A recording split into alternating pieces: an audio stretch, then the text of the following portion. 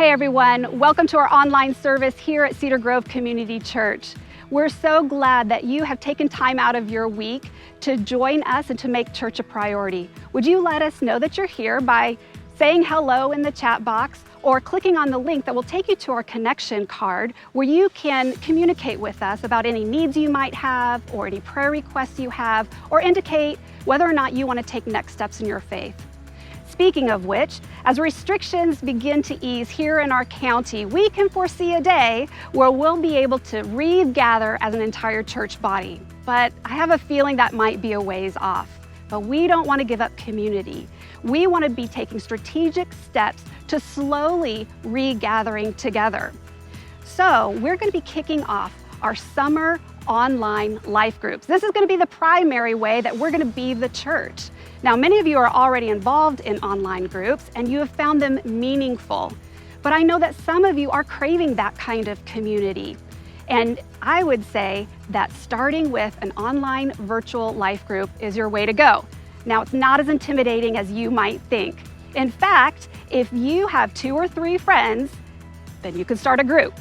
All you have to do is go to cedargrove.org/groups and click on the button that says Meet with Friends. Let us know when you want to meet and who is in your group so far, and we will resource you with some discussion questions based on the sermon, with technological help, with prayer, and with communication as we begin to regather.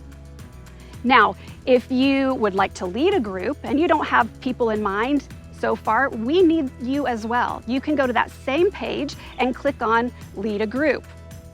But if you don't know anyone at Cedar Grove yet, or you're new to Cedar Grove, and you just want to join a group, again, on that same page, there is a place for you to click and to sign up as well, and we will connect you with others. We want 100% participation here because we believe that this is going to be our way forward. Well, now we're going to continue, and actually it's the last of Joel's series of In the Meantime. Let's lean in and hear what God has to share with us today. Well, hello, everyone. My name is Joel, pastor Cedar Grove Community Church, and we're so glad that you are joining us from wherever you are, however you're watching or listening. Thank you so much. It's really encouragement to us. I hope that we can be an encouragement to you as well. And so here we are in week, I'm not even sure what it is at this point, of the quarantine, the shelter in place, the lockdown. And still, at least here in Livermore, things really haven't opened up much at all. And so we're just all waiting. We're just waiting and waiting and waiting. And waiting, which I guess is appropriate because the series that we've been in is all about waiting. We're going to wrap up the series today. We've been calling it In the Meantime. And it's a series not just about waiting, but waiting on God. Of course, waiting is not something that we like to do, but it is something that God calls us to do. And the idea is that God calls us to wait on Him. And so we want to learn how to do that. And as we wait on Him, we discover that God gives us strength and hope. And today we're talking about endurance or perseverance. Well, legend has it that a few years before the time of Esther, if you know your Bible a little bit, in 490 BC, the Persians were on the attack, and they attacked a city in Greece. And a Greece soldier named, let's see if I can get this right, Philippides, that's the name, Philippides, was sent to Sparta to ask for help to ward off the attacking Persians. And it said that he ran 150 miles in 2 days. Now, I don't even know how that's possible, but that's the legend, that's the story.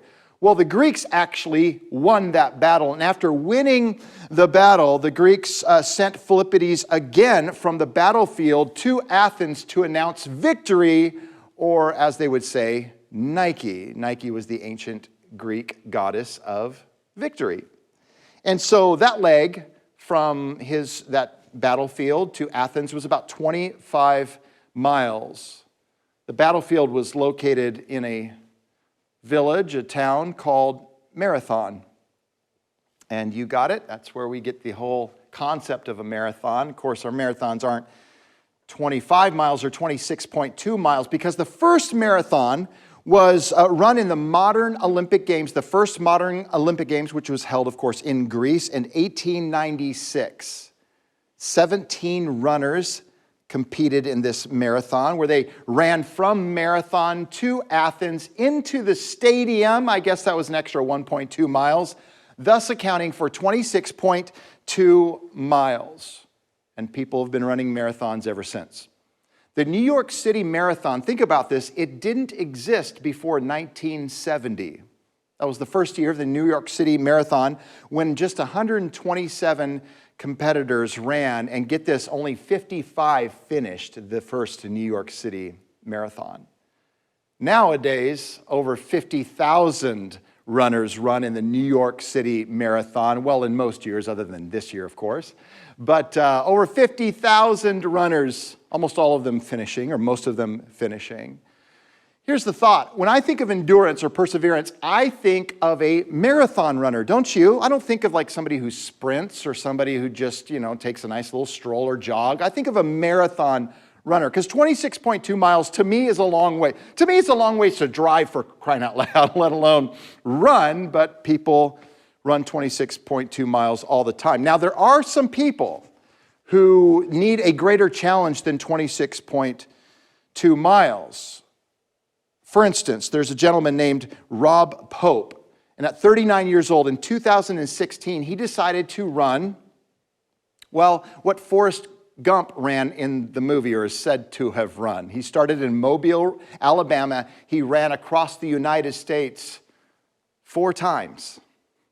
4 times, totaling 15,300 miles of 420 consecutive days of running. That sounds like misery to me, but I guess he's the real life Forrest Gump.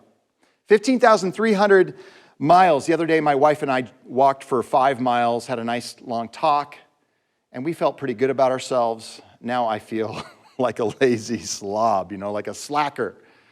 It's incredible what people can do. Of course, you don't just roll out of bed and decide to run that kind of distance. You can't just run a marathon just because one day you decided to do it. You prepare for it, you train for it. But the idea here I want to start with in this message is simply this.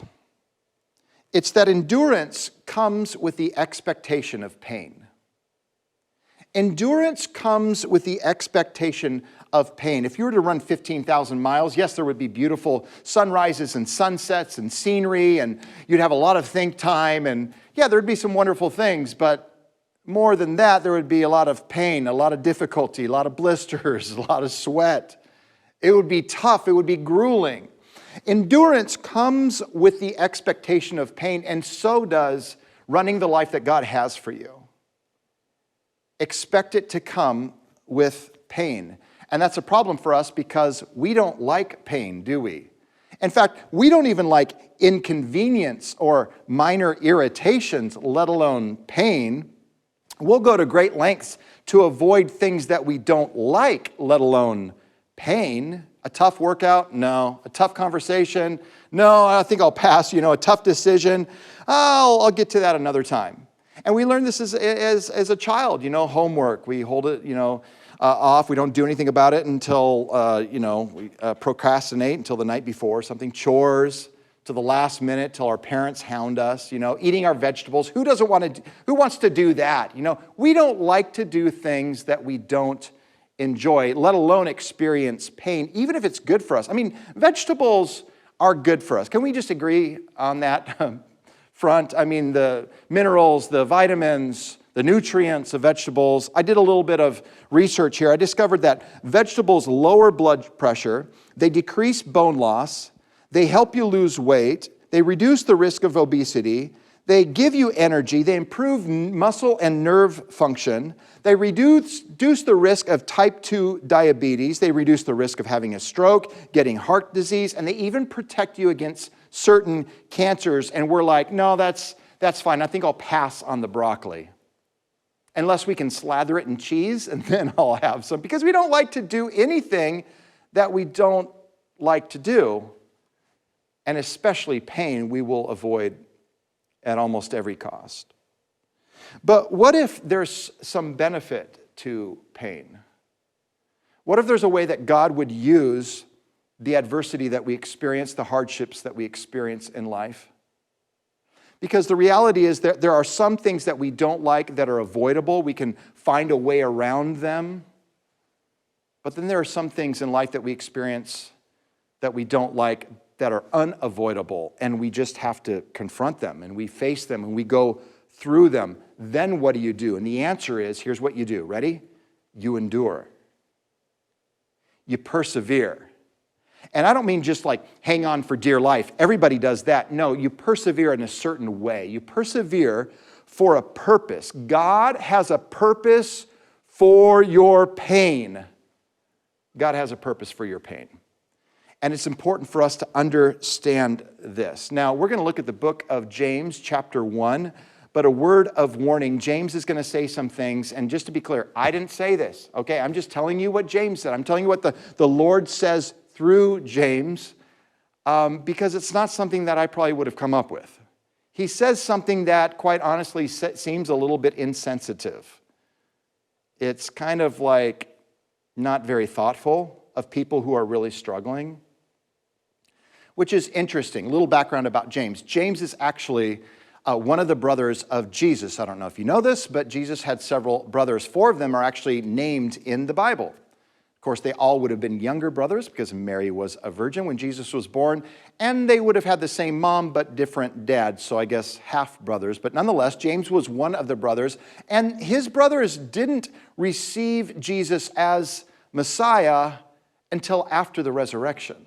And then their lives were changed. And James' life was changed. In fact, James became so devoted to his brother Jesus as Savior, not just as the brother I admire, but as Messiah and Savior. He became the leader of the church in Jerusalem. This is the gathering, essentially the first Christians in Jerusalem. The very city where Jesus was crucified was also the very city he rose again. And did you know the Christian faith spread like wildfire? Hundreds and then thousands and then tens of thousands gave their lives to Jesus. These devout monotheistic Jews began surrendering their lives to Jesus in Jerusalem. And James was the pastor of that church. He was the pastor of that church for about 30 years. And understand something. To be a Christian, a Christ follower in the first century was not something enjoyable in the way that we think of it. It wasn't something comfortable. It was something difficult. People gave up a lot. They sacrificed a lot, even their own lives. The persecution became so bad that many Christians left. They had to leave Jerusalem. They fled and spread around the world. Get this, it was so bad that the Apostle Paul, when he went on his missionary journeys to other areas around the world, he would ask those followers of Christ, hey, will you donate some resource and some money and some finance? We'll give it to those Christians in Jerusalem who are suffering and literally starving to death. That's how bad it was. So let me just say this. Before we're really quick to say, oh, James, you're so insensitive, understand that James experienced and saw probably more hardship than most of us. He lived a difficult life. It wasn't easy being the pastor of this growing church where your friends, your church family was being persecuted day in and day out. But listen to his words. He's going to answer this question for us. What do you do when you don't know what to do? When the pain, the trial, the adversity is inescapable and it's unavoidable, then what do you do? How do you respond to that? Well, here's what he writes in James chapter 1, verse 2. Consider it pure joy. We'll get to that later. My brothers and sisters, whenever you face trials of many kinds. We'll stop there.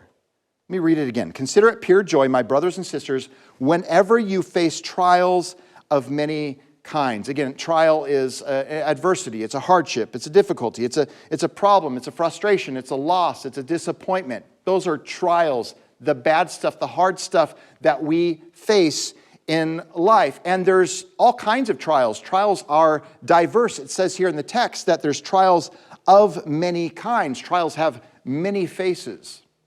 many expressions. The Apostle Paul says the same thing in 2 Corinthians chapter 4. He writes, we are afflicted in every way.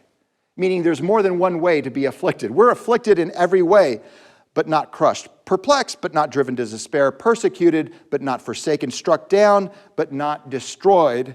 See, we encounter physical hardships and emotional health trials and intellectual and relational loneliness and parenting and marriage and all kinds of things, broken hearts and shattered dreams and disappointments, and the list goes on. All of us experience those things, and of course, the loss of people we love.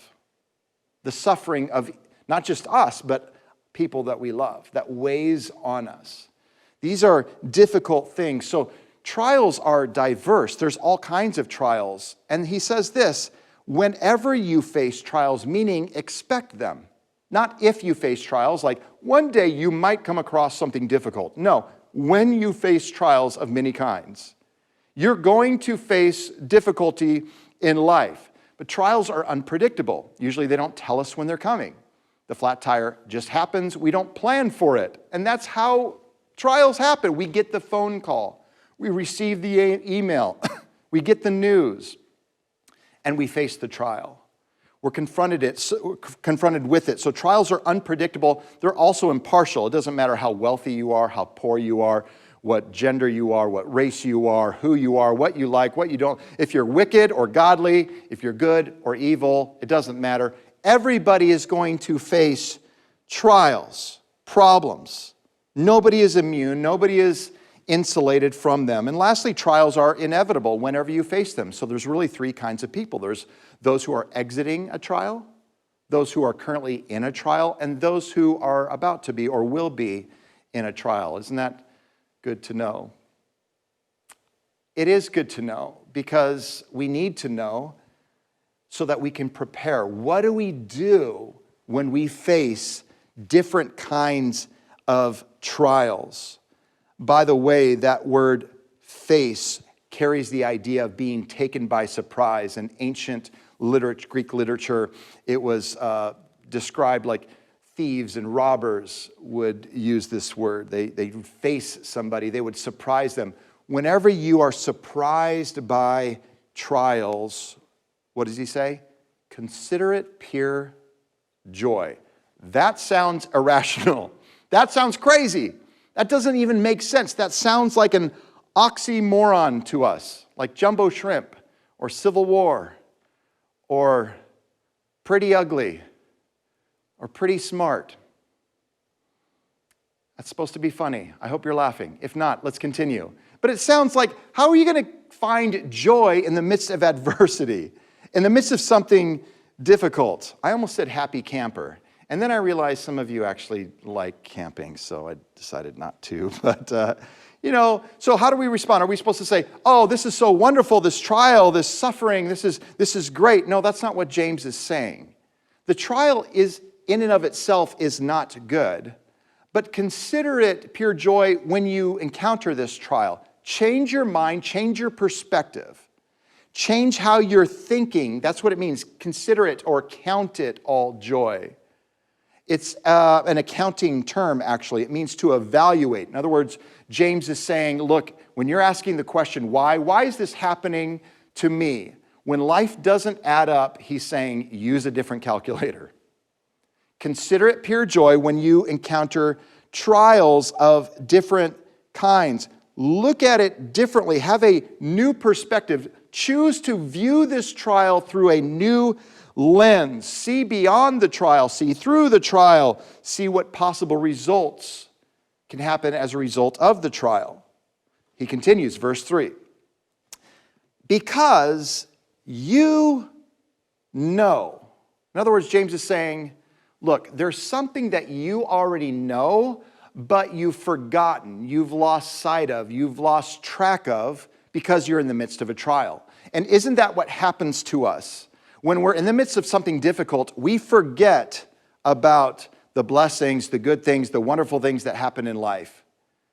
And all of a sudden we cease to be grateful, and all we can think about is this trial, this adversity, and just how are we going to get out of it, right? That's kind of where our mind, our perspective goes. because you know, there's something you know, but this trial has blinded you to something you already know. It's weakened your faith. And as we'll see, what we need to know is two things: that our trials reveal something and they produce something. You might want to write that down. Every trial we face, it reveals something and it produces something.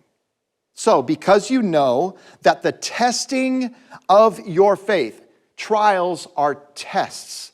Every trial is a test. It might not be all that it is, but it's at least that. It's a test for us. And what's it testing? It's testing our faith. God, don't you see what's going on here? God, the world is falling apart. God, I am falling apart. And God might say, I know it won't forever be this way, but for now it is. And I'm using this trial to test your faith. Every trial is a test. Now think about this. When life is sort of easy and comfortable and wrinkle-free and everything's in order and everybody's healthy and there's plenty of food on the table and money in the bank, what do you learn about your faith in those moments?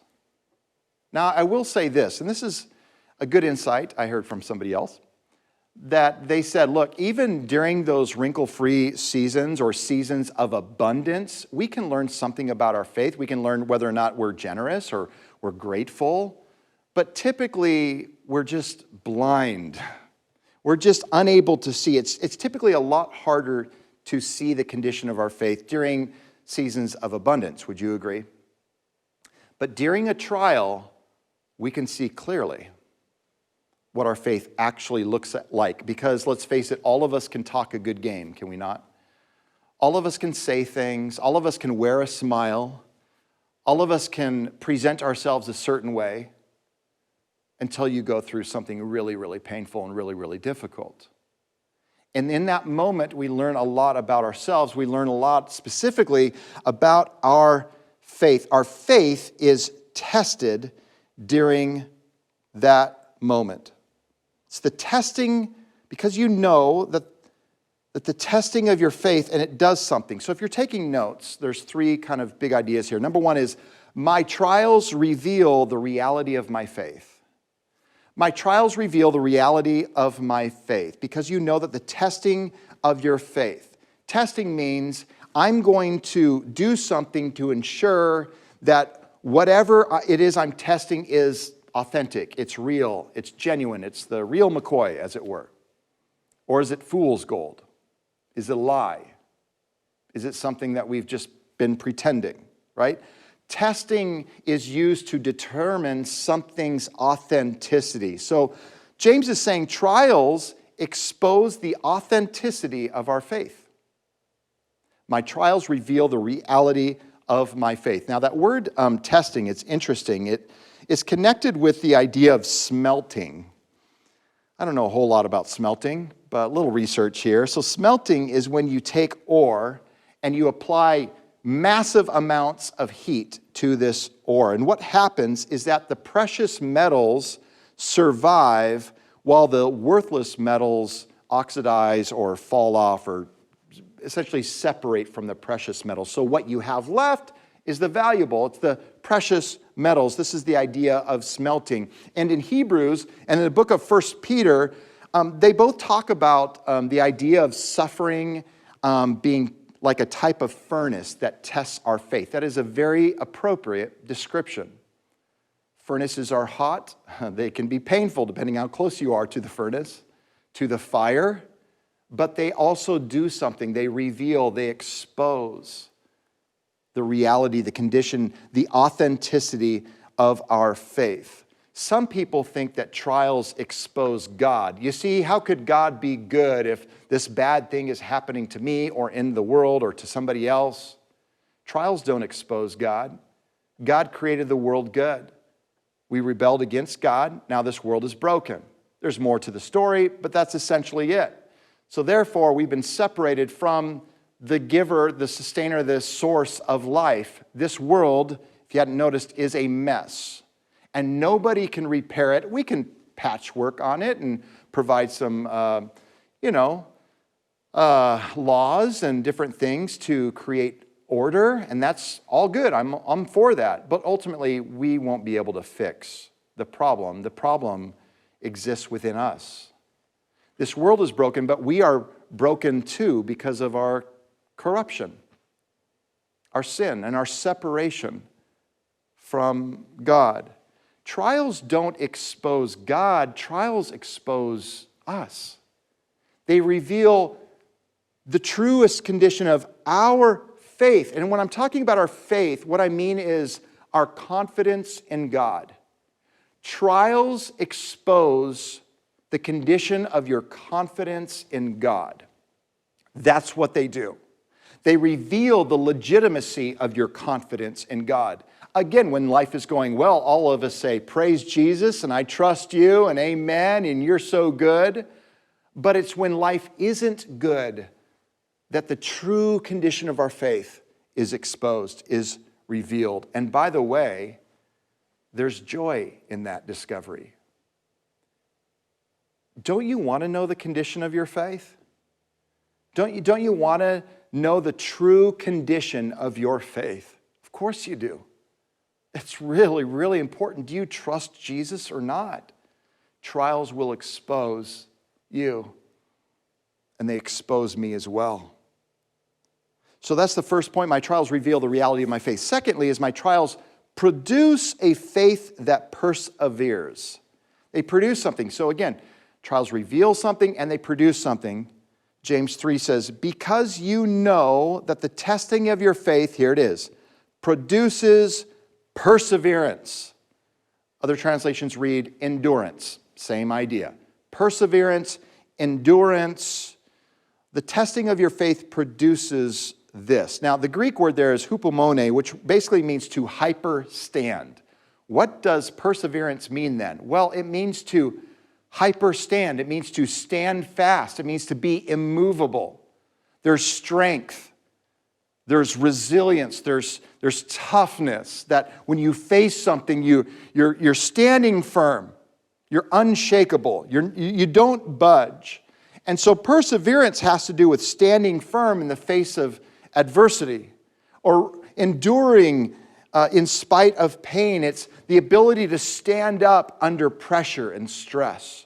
That's perseverance. Perseverance isn't the ability to endure comfort, It's the ability to endure something difficult, a trial. And true perseverance, by the way, it doesn't come from a motivational speech. It doesn't come from an inspiring story. True perseverance comes from the testing of our faith under trial. And God uses that experience to grow our endurance, our perseverance. So we see this in the example of a long-distance runner. You can't roll out of bed one day and just decide, you know what, I'm going to run a marathon unless you've been training for it, right? To be a marathon runner requires faithful, consistent, let me add, arduous, painful training over time. Running marathons are not the only thing that's painful. Training for the marathon so that you can run the marathon is also painful, which is why I don't do it. I need to. I'd like to, kind of, but I don't. Why? Because it's painful. It's not just the race that's painful, it's even the getting ready, the preparing for the race that's difficult and painful. And that illustration is what we're talking about. You're going to run the race that God has set out for you. Well, you're going to need to endure difficult things that God might strengthen your resolve, give you more perseverance and endurance to withstand. Trials make your faith stronger. They make your faith stronger because they force your faith to be exercised. They put you in a position where your faith has to be exercised. Your faith is exposed, it's revealed, and now it's got to be exercised. Or you just quit and give up. So don't we all know? This is why people hire trainers, exercise trainers, CrossFit trainers, people to hold them accountable and push them further. That person with somebody to push them, a coach, a trainer, is going to make a lot more progress than somebody like me without that person who just sort of decides whether or not I feel good enough, strong enough, to get up and exercise. No, we need that pressure. That pressure makes us stronger. And yeah, if we can avoid a trial, then avoid the trial.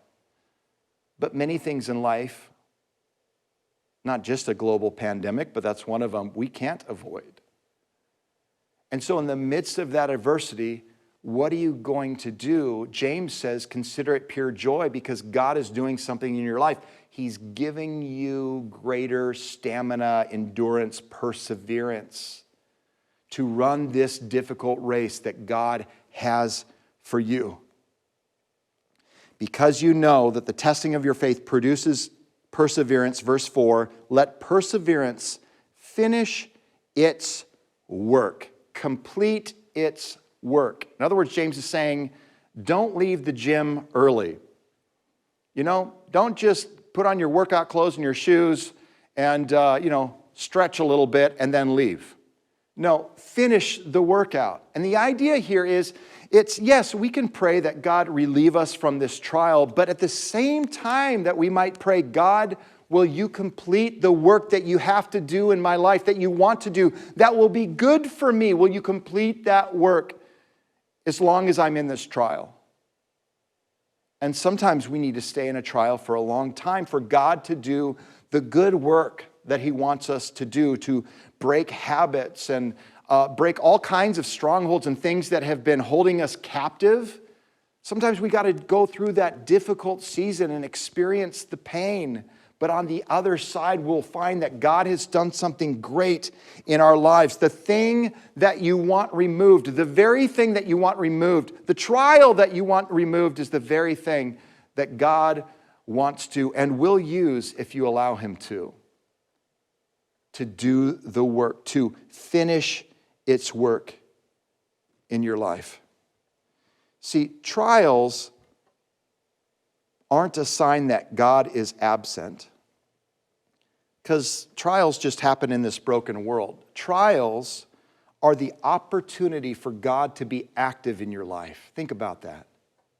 That you will grow in ways that you never grew before. Now, the hope is that at the end of this pandemic, that all of us will have greater endurance and perseverance, and the things that used to annoy us and bug us that honestly aren't a big deal at all, become that. They're not a big deal. And that instead we'll focus on the important things. We'll dedicate our time to the things that God really, truly wants us to dedicate our time to, not just the things that we like to do, the things that we need to do, including the tough stuff. So James says, don't shortchange the process. Don't quit, leave the gym early.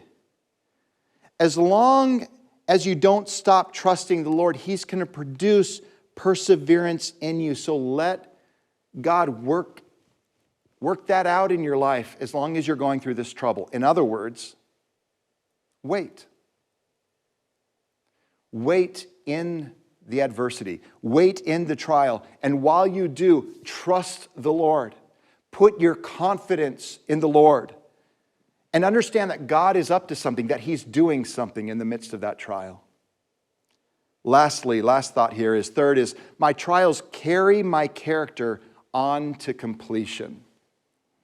So there's perseverance, and that perseverance produces something as well. Let's look at verse 4. Let perseverance finish its work. Here's why, so that you may be mature.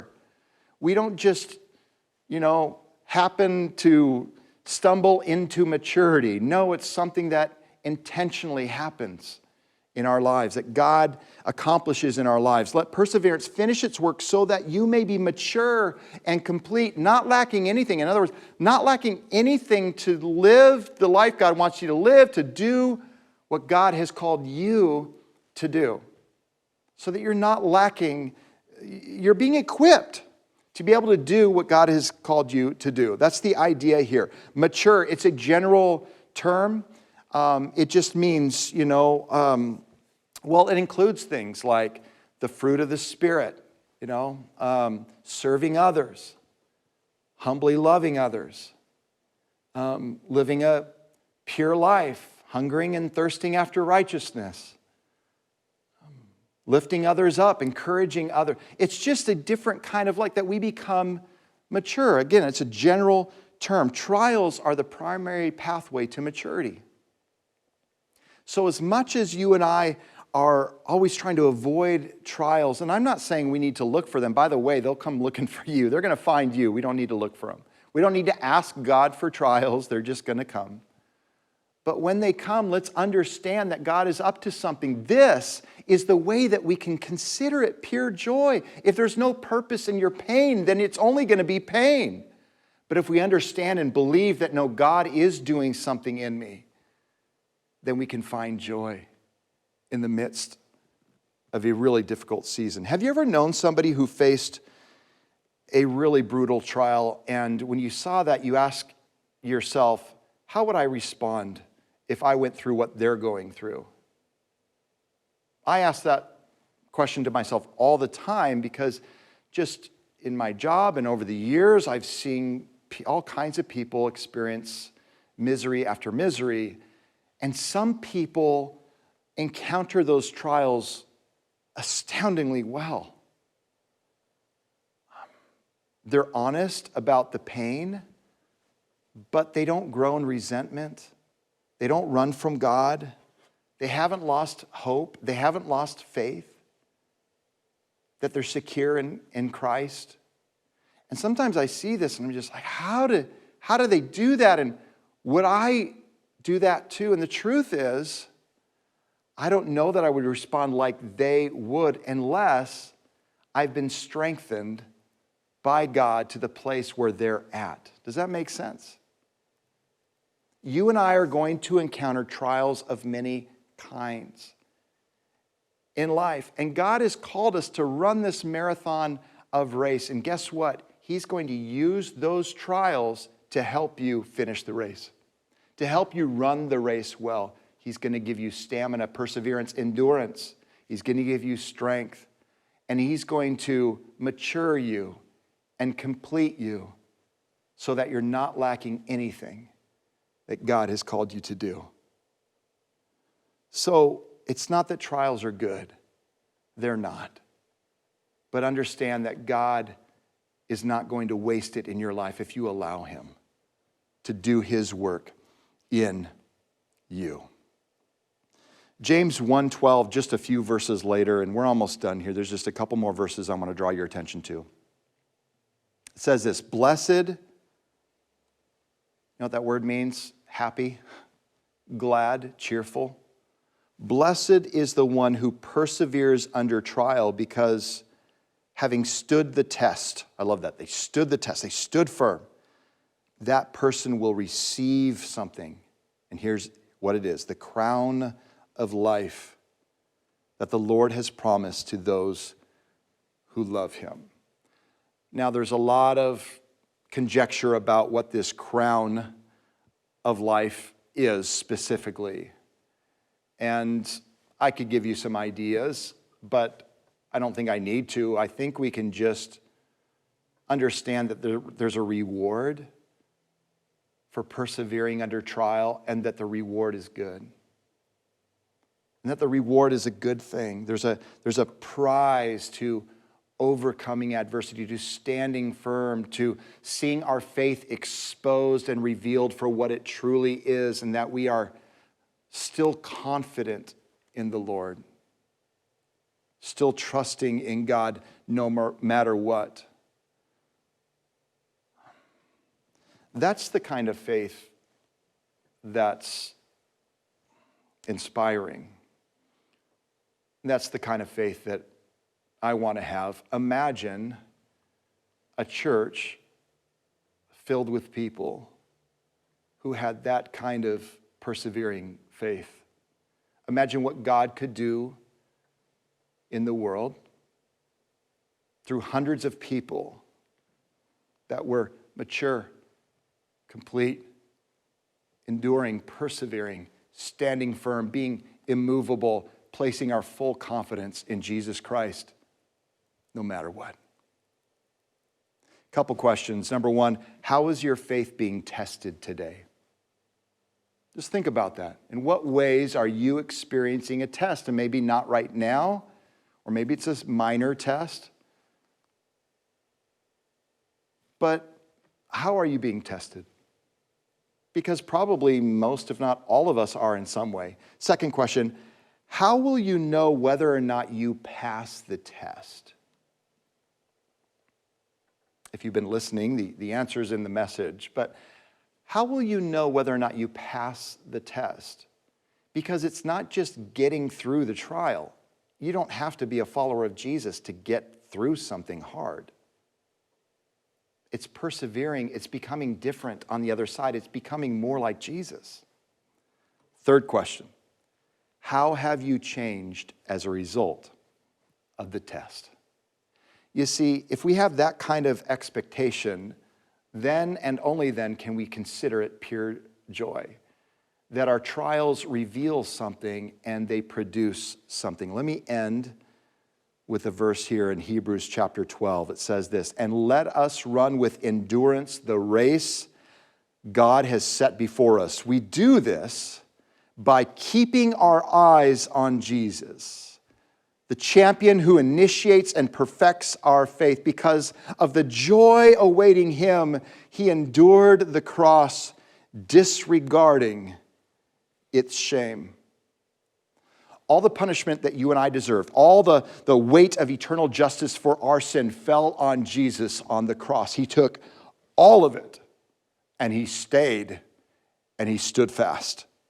And he didn't budge, and he endured. And why did he endure? It said, because of the joy awaiting him. That's what the text says. Listen, Jesus wasn't happy about going to the cross. In fact, he prayed to the Father, "Father, let this cup of suffering pass from me, but not my will, your will be done." Jesus wasn't happy about being crucified. It was the resurrection on the other side. That's what he was excited about. It was redeeming the people that he came to redeem. It was saving. It was paying for the sins of the world so that we could be rescued and belong to him. It was him being on the right hand of the Father, the Lord of Lords and the King of Kings. Jesus was happy not about Friday night, but about Sunday morning. Jesus was happy not about the crucifixion, but about the resurrection. Jesus was happy about not the trial he faced, but what God the Father, his Father, was going to do through the trial. You don't need to be happy about the trial you are facing, but consider it pure joy about what God is revealing and what he's producing through that trial. Let's pray together. Heavenly Father, I pray for each one of us, for your church.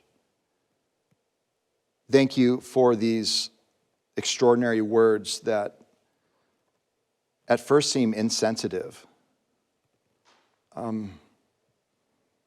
but are full of wisdom and hope and life, and encourage us to stand firm and even to consider our trials pure joy. Lord, for those who are going through something exceedingly difficult, my heart goes out to them right now. Lord, I pray that you would comfort them, you would hold them, you would minister to them, and you would accomplish fully the work that you have for them through this trial. Will you see them? Will you walk them through this trial, that they might be more like Christ on the other side and look back and see how much more spiritual stamina and endurance and perseverance they have, how much they've matured and grown, how you have finished the work that you set out to complete through that terrible trial. Lord, I pray all of us wouldn't miss the work that you have for each and every one of us. May we find our confidence in you. May we trust you during the good days and the hard days, even considering it pure joy. In Jesus' name, amen. Well, thank you again for joining us, and it really does mean a lot to us. I'm just kind of speaking to plastic and glass right now, but I know you're listening, and I just hope that God might use this service to encourage you. Speaking of, we're going to end with a song here, and so I want to invite you to, when you know the tune, to sing along with us. Let's worship our God, even in our separate homes, together.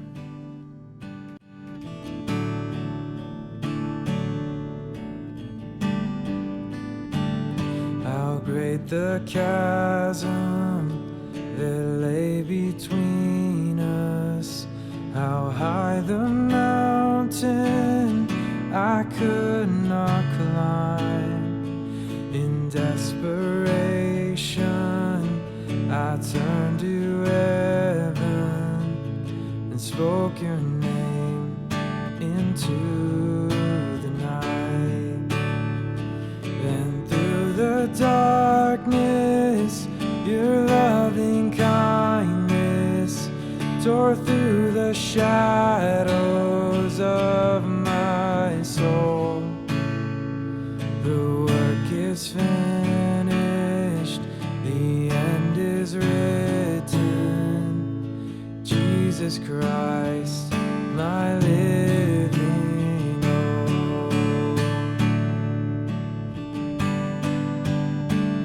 Who could imagine so great a mercy? What heart could fathom such boundless grace? The God of ages stepped down from glory to wear my sin and bear my shame. The cross has spoken, I am forgiven. The King of Kings calls me his own. Beautiful Savior, I'm yours forever. Jesus Christ, my living hope.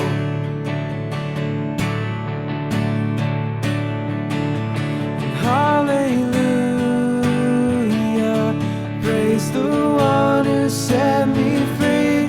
Hallelujah, death has lost its grip on me. You have broken every chain. There's salvation in your name, Jesus Christ, my living hope. Hallelujah, praise the one who set me free. Hallelujah, death has lost its grip on me. You have broken every chain. There's salvation in your name, Jesus Christ, my living hope. Then came the morning that sealed the promise. Your buried body began to breathe. Out of the silence, the roaring lion declared the grave has no claim on me. Then came the morning that sealed the promise. Your buried body began to breathe. Out of the silence, the roaring lion declared the grave has no claim on me. Is Jesus yours? Is the victory?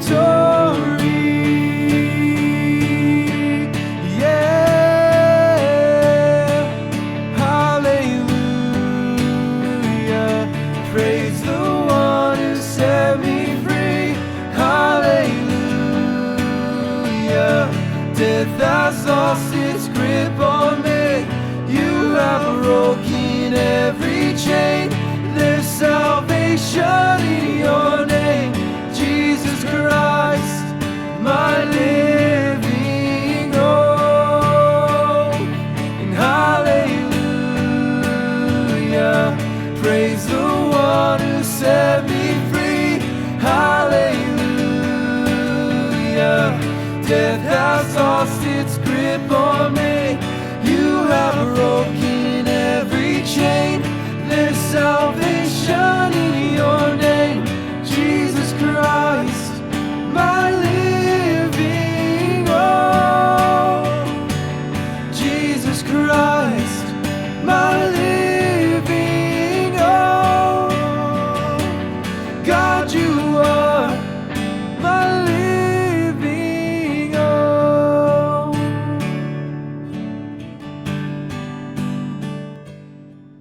Well, thanks for joining us again today. I hope the message encouraged you. I hope the service overall encouraged you in your faith. And God has called us to stand firm. We can consider it joy when we go through trials. The reality is it's hard to go through trials, especially to go through trials alone. So can I just encourage you to jump on our website, cedargrove.org, and sign up for one of our life groups. We want to connect you with other people that will walk through life with you. Be a friend, somebody who can encourage you in your faith, somebody who you can encourage as well. So God bless. Until next time.